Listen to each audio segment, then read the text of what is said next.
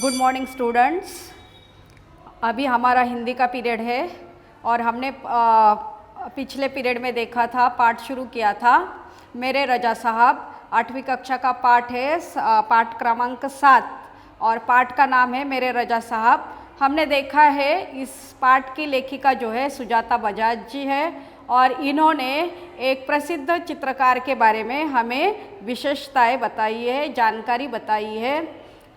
और रजा साहब के बारे में जितनी भी जानकारी है या जितनी भी विशेषताएं वह हमने पहले पेज नंबर 16 पर देखी है।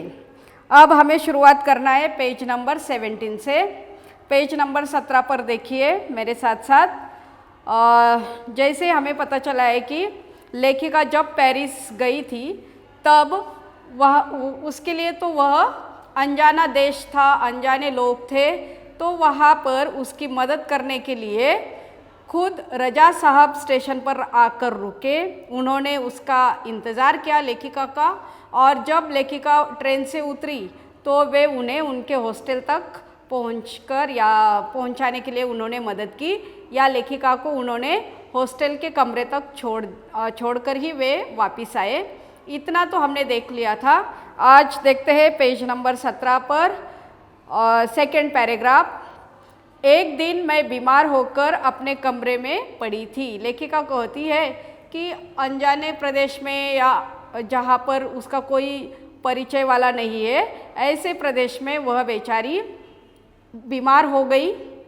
रात 11 बजे रजा साहब मेरे लिए दवा भारतीय रेस्टोरेंट से खाना पैक करवा कर पहुँच गए। देखो हमारे यहाँ पर ही गांव में, अपने मोहल्ले में, अपने देश में समझो एक आध कोई बीमार व्यक्ति होता है तो उसकी देखभाल करने के लिए बहुत सारे लोग होते हैं। लेकिन जब आप परदेश जाते हो तो वहाँ अपने जान पहचान वाला अगर कोई नहीं रहा तो हमें हमारे देश की, हमारे मुल्क की, हमारे घर वालों की बहुत ज़्यादा याद आती है। लेकिन जब यहाँ पर लेखिका ने वही उदाहरण के तौर पर हमें समझाया है कि वे कितने केयरिंग थे या कितना उनका ये अच्छा स्वभाव था। उन्होंने क्या किया है, रजा साहब ने जैसे ही उन्हें पता चला कि लेखिका बीमार है तो वे रात के 11 बजे भारतीय रेस्टोरेंट का खाना और दवाइयाँ लेकर मेरे लिए आए।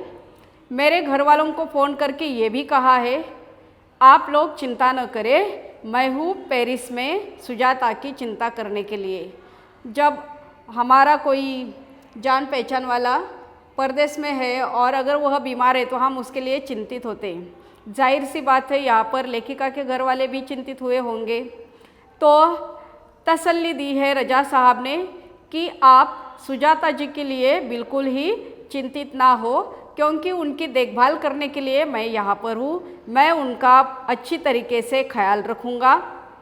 अंडरलाइन करो किसने किससे कहा यह वाक्य है, आप लोग चिंता न करें, मैं हूँ पेरिस में सुजाता की चिंता करने के लिए। इस वाक्य को आप अंडरलाइन करके रखो और वहाँ पर लिखो किसने किससे कहा। हर बार जब मैं या रजा साहब पेंटिंग पूरी करते तो सबसे पहले एक दूसरे को दिखाते थे। रजा साहब और लेखिका इन दोनों में क्या होता था कि उस चित्र के बारे में, उस पेंटिंग के बारे में, उस काम के बारे में चर्चा हुआ करती थी। दोनों डिस्कशन करते थे। दोनों एक दूसरे के ईमानदार समालोचक थे। समालोचक यानी कि समझो एक आध व्यक्ति का अच्छा काम हुआ है तो उसके बारे में वे कहते थे वेरी गुड, आपने अच्छा काम किया, या खराब भी काम हुआ तो भी वे स्पष्ट शब्दों में कहते थे कि नहीं आपका काम ठीक नहीं हुआ है, आपको फिर से इसके ये चित्र की तरफ देखना चाहिए, इस चित्र को इस तरीके से निकालना चाहिए, या मानो इस चित्र में इस तरीके के रंग भरो। तो समालोचक थे, एक दूसरे के समालोचक थे। समालोचक का अर्थ है किसी व्यक्ति के गुण या दोष स्पष्ट शब्दों में कहना। पीछे दिया है उसका अर्थ आप देख सकते हो पेज नंबर 18 पर। समालोचक का मतलब है गुण दोष आदि का प्रतिपादन करने वाला। प्रतिपादन यानी कि बताने वाला।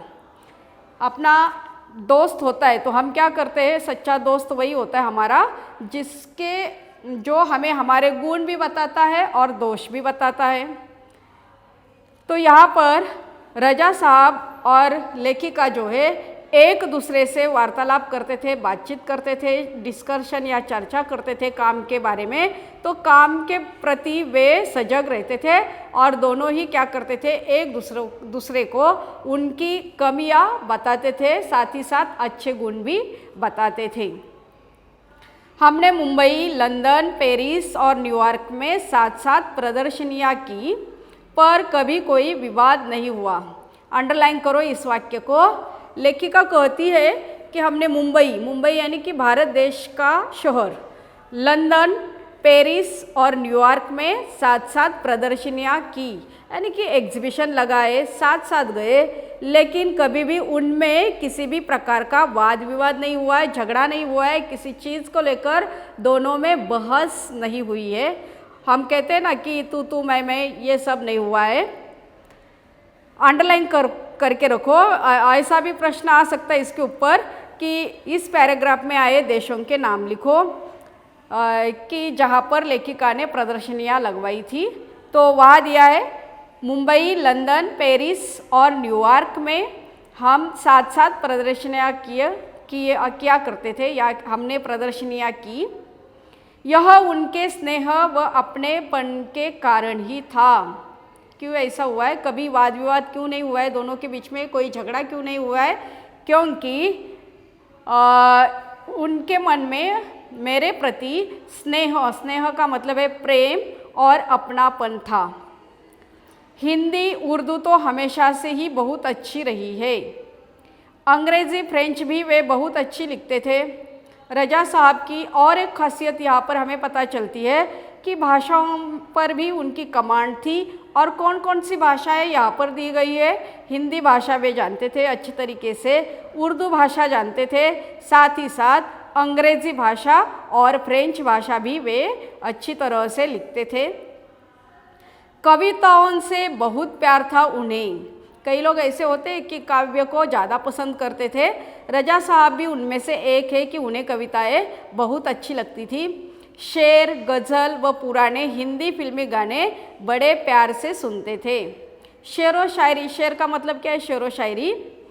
साथ ही साथ गज़ल गाने का ही एक प्रकार है। अगर अपने हिंदी गानों में कभी कभार नाम भी सुना होगा गज़ल का मतलब है गीत, जिससे हमारे मन की भावनाएं प्रकट होती है। वह पुराने हिंदी फिल्मी गाने बड़े प्यार से वे सुना करते थे। एक डायरी रखते थे अपने पास, और क्या करते थे? अपने पास हमेशा एक छोटी डायरी रखते थे। हर सुंदर चीज़ को लिख लिया करते थे। उसमें क्या करते थे? जैसे कोई एक आध अच्छा वाक्य मिला, एक आध सुविचार मिला, गुड थॉट मिला, तो वे झट से अपनी डायरी में नोट करके रखते थे। एक आध शेर होगा या एक आध कविता की पंक्ति होगी, तो वे जल्दी से क्या करते थे? अपनी डायरी में लिख कर रखते थे। हर सुंदर चीज़ को लिख लिया करते उसमें। कभी मेरी बेटी हेलेना बहुत खूबसूरत हिंदी बोलती थी, तो उन्हें बहुत गर्व होता था। छोटी बेटी है लेखिका की, वह बहुत अच्छे से हिंदी बोलती थी और यह सुनकर उन्हें बड़ा अच्छा लगता था, गर्व महसूस होता था। ही फील प्राउड फॉर इट। वे हमेशा उसके साथ शुद्ध हिंदी में ही बात करते थे। रजा साहब को अच्छा खाने का बहुत शौक था, यानी कि खाने पीने के मामले में वे परहेज नहीं करते थे। अच्छा खाना उन्हें खाने का बड़ा शौक था। जैसे कि यहाँ पर एक उदाहरण दिया है कि अच्छा खाना तो उन्हें पसंद था, लेकिन उसके साथ साथ हमारे भारतीय प्रथा परंपराओं के अनुसार जो भी खाना बनता है या पकाया जाता है उसमें भी उन्हें बड़ी दिलचस्पी थी या रुचि थी।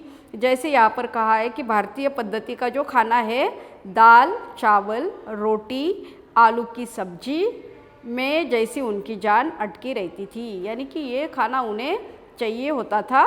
दाल, चावल, रोटी, आलू की सब्जी, ये भारतीय पद्धति का खाना है। अंडरलाइन करके रखो। मैं हफ्ते में एक बार भारतीय शाकाहारी खाना बनाकर भेजती थी, लेखिका सुजाता बजाज कहती है कि रजा साहब के लिए वह हफ्ते में एक बार भारतीय शुद्ध शाकाहारी खाना उन्हें बनाकर भेजती थी।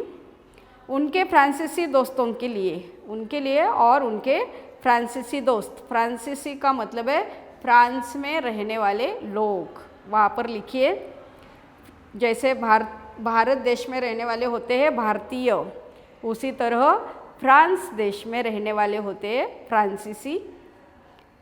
रजा साहब के कुछ पुराने फ्रांसीसी दोस्तों को उनके जाने की खबर देने गई तो फिर से एक बार उनकी दीवारों पर रजा साहब की काफ़ी सारी कृतियाँ देखने का मौका मिल गया। आखिरी पैराग्राफ में लेखिका कहती है कि जैसे ही उन्होंने जाकर उनके फ्रांसीसी या फ्रांस में रहने वाले जितने भी दोस्त थे उनको जाकर बताया कि रजा साहब अब इस दुनिया में नहीं रहे हैं, ऐसी यह दुखद समाचार जब उन्होंने जाकर उनके दोस्तों को दिया लेखिका ने, तब लेखिका को फिर से एक बार रजा साहब की चित्रकारिता देखने का अवसर मिला। ये सारे चित्र कहाँ पर लगाए गए थे? तो उनके फ्रांस में रहने वाले दोस्तों के घर में उनकी दीवारों पर सजाए गए थे। मैं हमेशा मैं बहुत ये अक्सर कहा करती थी, रजा साहब आप मेरे एंजल गार्जियन है, तो मुस्कुरा देती कि मानो आप मेरे दूत हो, मेरी रक्षा करने वाले एंजल हो। पर सन 2000 के बाद से वे खुद कहते कि अब हमारी भूमिका बदल गई है। पहले जैसे ही लेखिका पेरिस गई थी, वहाँ पर उसकी देखभाल करने के लिए कोई नहीं था, तब रजा साहब उनकी देखभाल करते थे। इस तरीके से वह कहती थी कि आप मेरी सुरक्षा करने वाले देवदूत हो, आप मेरी सुरक्षा करने वाले देवदूत हो। लेकिन 2000 साल के बाद लेखिका कहती है कि ये रोल हमारा चेंज हो गया। जो रजा साहब थे वे कहने लगे अब तुम मेरी सुरक्षा करने वाली देवदूत हो, अब मैं नहीं, यानी कि मैं तुम्हारी सुरक्षा नहीं कर रहा हूँ। जैसे धीरे धीरे वे बूढ़े हो गए, बुढ़ापे की तरफ या उनकी उम्र बढ़ गई, तब उन्होंने खुद ही कहा कि सुजाता तुम मेरी अभी सुरक्षा करने वाली देवदूत हो। इस तरीके का यह पाठ है। इस पाठ के आधार पर हम देखते हैं पेज नंबर 18 पर कृतियाँ दी गई है।